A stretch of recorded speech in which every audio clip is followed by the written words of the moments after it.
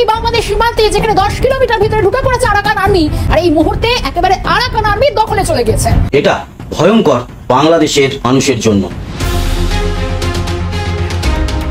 এদিকে আরাকান আর্মিদের তাণ্ডবে ডক্টর ইউনুস আছেন মহাতঙ্কে। শেখ হাসিনাকে নিয়ে তারা দেশে ঢুকছে। দেশের পরিস্থিতি আবারও ভয়াবহ দিকে। সেনাপ্রধানও নতুন পদক্ষেপ নিচ্ছেন। কোন ব্যক্তি সততার সার্টিফিকেট পাচ্ছেন, কোন ব্যক্তি রাজনীতি করার সার্টিফিকেট পাচ্ছেন, কারা ফ্যাসিবাদ বিরোধী সংগ্রামী বাংলাদেশ গড়ে তোলার নতুন দায়িত্ব হাতে নিচ্ছেন, এই প্রশ্নগুলো করা খুব জরুরি, নজর রাখা জরুরি। রাজনৈতিক দল গঠনের নামে আর কে কে সামনের মাসগুলোতে বাংলাদেশের রাজনীতিতে ঢুকে পড়েন। ডক্টর ইউনুসের সঙ্গে ছাত্ররা যোগাযোগ করেন এমন তথ্যই আমরা জানতাম। ডক্টর ইউনুসও বারবার সেটাই বলার চেষ্টা করেছেন, কিন্তু এবার হাটে হাড়ি ভেঙে দিলেন নাগরিক পার্টির অন্যতম নেতা, অন্যতম সমন্বয়ক এই আব্দুল হান্নান মাসুদ। আওয়ামী লীগকে সেনাপ্রধান মিস্টার ওয়াকারুজ্জামান গ্রিন সিগন্যাল দিয়েছেন। কোনো না কোনো পক্ষ আওয়ামী লীগকে গ্রিন সিগন্যাল দিয়েছে।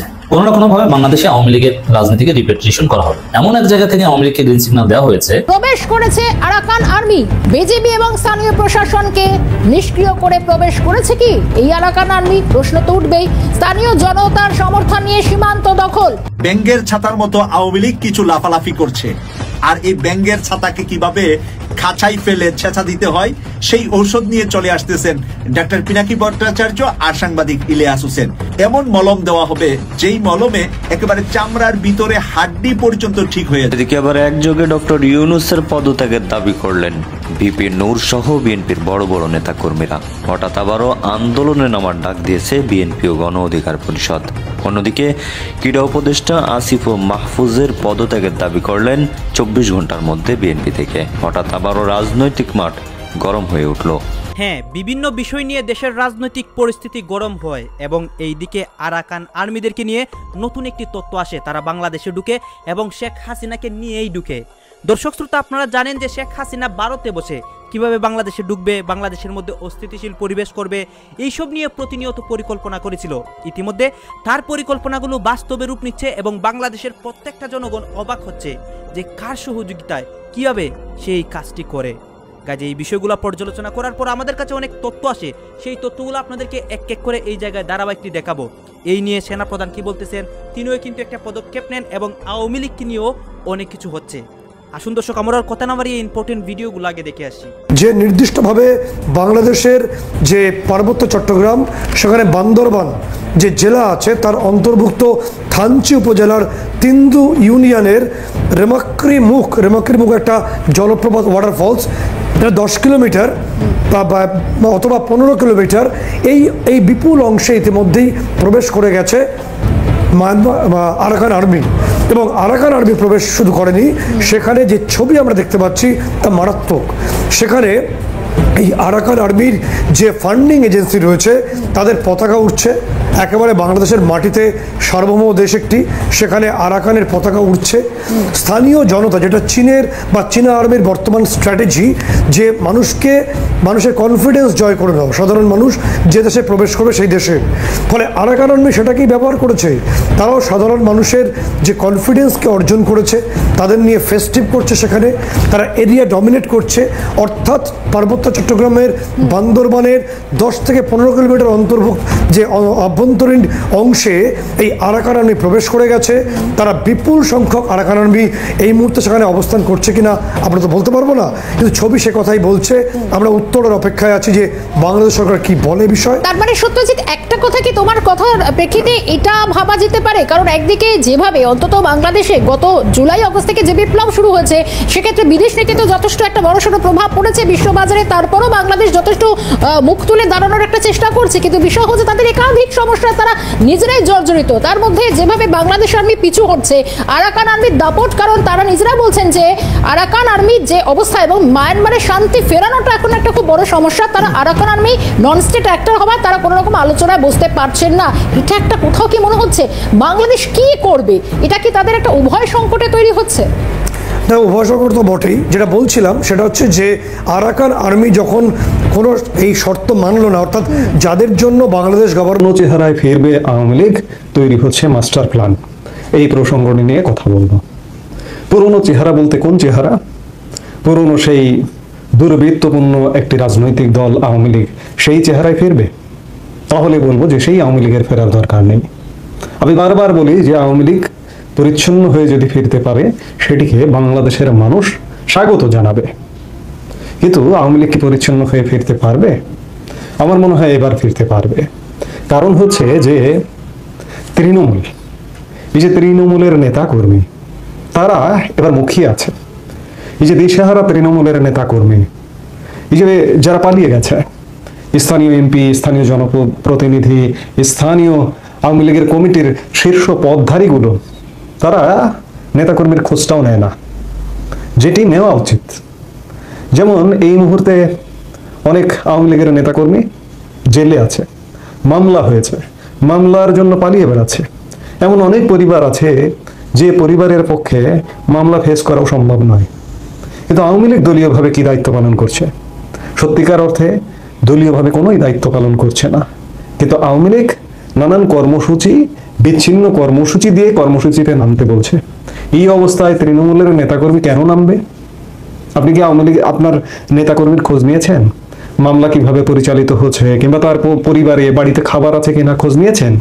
আপনি এলাকার বিরাট নেতা, আপনি এলাকার এমপি, আপনি এলাকার চেয়ারম্যান ইত্যাদি অনেক কিছু, কিন্তু আপনার নেতাকর্মীর আপনি খোঁজ নিচ্ছেন না।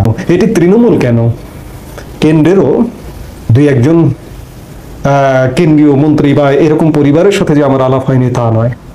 এই বিপদে, এই দুঃসময়ে কাউকে খুঁজে পাওয়া যায় না। যেহেতু খুঁজে পাওয়া যায় না, আপনার কথায় কেন ঝাঁপ দেবে? আমি এই জন্যই বলছিলাম যে সেই আওয়ামী লীগ যেন না ফেরে, যে আওয়ামী লীগের নেতৃত্বে দুর্বৃত্ত এবং অসৎ লোকদের একটি আখড়ায় পরিণত হয়েছিল।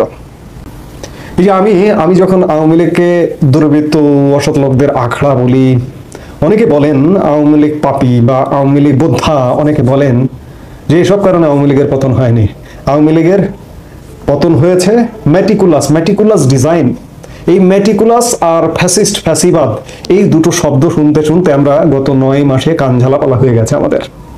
একটি পক্ষ বলে ফ্যাসিস্ট, আওয়ামী লীগকে ফ্যাসিবাদ, আর আওয়ামী লীগ পক্ষ বলে, আওয়ামী লীগের কতিপয় মানুষ যারা ভালো মানুষ, তারা আত্মজিজ্ঞাসা করে, আত্মসমালোচনা করে কেন আওয়ামী লীগের পতন হলো। যারা বলছেন যে ম্যাটিকুলাস ডিজাইনের কারণে আওয়ামী লীগের পতন হয়েছে, এই ম্যাটিকুলাস ডিজাইনটা রেখেছে কোথায়? একটা ডিজাইন বা একটা ষড়যন্ত্র ইনস্টল করতে বা রাখতে তো একটা জায়গা লাগে। সেই জায়গা, সেই পাত্রটা আপনি তৈরি করে দিয়েছেন। আপনার রাজনৈতিক দলে দুর্বৃত্তদের আখড়া তৈরি করে আপনি পাত্র তৈরি করে দিয়েছেন। এই যে ম্যাটিকুলাস মানে সূক্ষ্ম, ম্যাটিকুলাস ডিজাইন, সূক্ষ্ম যে পরিকল্পনার কথা বলা হচ্ছে, আজকে আওয়ামী লীগ নেতৃত্ব যদি সৎ থাকতো, আজকে আওয়ামী লীগ নেতৃত্বে যদি দুর্বৃত্তের আখড়ায় পরিণত না হতো, তাহলে আপনি যত ষড়যন্ত্র করুন না কেন, সেই ষড়যন্ত্র এখানে রাখা সম্ভব হতো না। সেই ষড়যন্ত্র করে আওয়ামী লীগের পতন ঘটানো সম্ভব হতো না। আপনার দুঃশাসন, দুর্বৃত্তপনায় বাংলাদেশের মানুষ অতিষ্ঠ হয়ে গিয়েছিল, আর বাংলাদেশের মানুষের এই আবেগকে, এই সেন্টিমেন্টকে কাজে লাগিয়েছে সেই ম্যাটিকুলাস ডিজাইন। আওয়ামী লীগকে সেনাপ্রধান মিস্টার ওয়াকারুজ্জামান কি কোনো গ্রিন সিগন্যাল দিয়েছেন?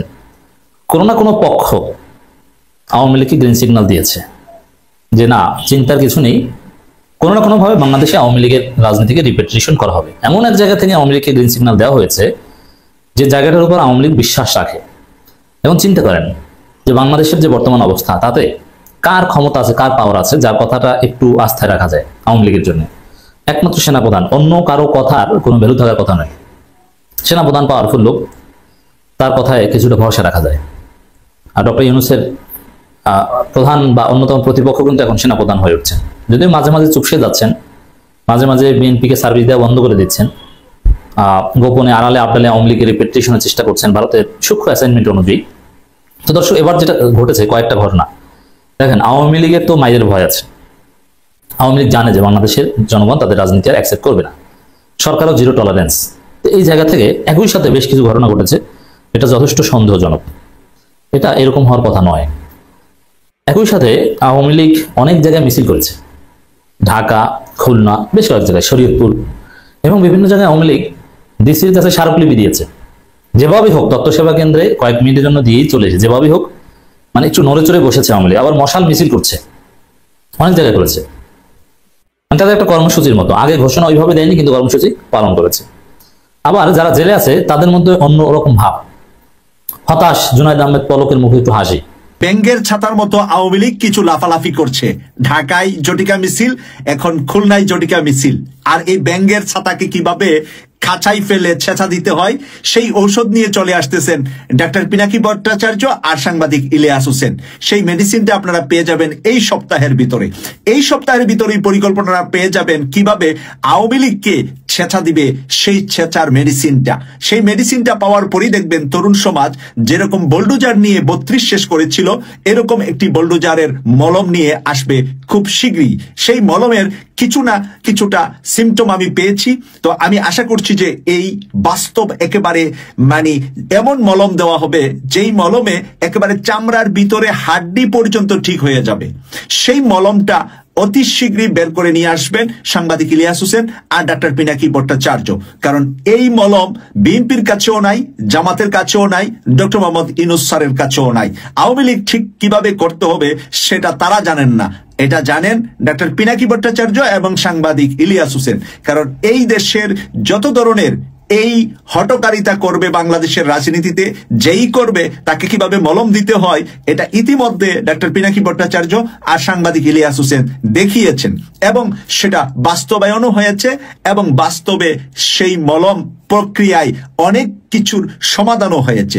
8ই অগাস্টে আমরা দেখতে পেলাম যে ডক্টর মোহাম্মদ ইউনূস স্যার শপথ করেছে। 8ই অগাস্টের শপথের পরেই আমরা দেখতে পাচ্ছি যে কিছুদিন পর পর আওয়ামী লীগ বিভিন্ন নামে বিভিন্ন রঙে বাংলাদেশের মাটিতে এসেছে। ডক্টর মোহাম্মদ ইউনূস স্যার যেগুলা আইন শাসন ব্যবস্থার ভিতরে করা যায় সেগুলা করেছে, আর বড় কাজগুলা করার জন্য পরিকল্পনা এবং প্রোগ্রাম বানিয়েছে ডাক্তার পিনাকি ভট্টাচার্য এবং সাংবাদিক ইলিয়াস হোসেন।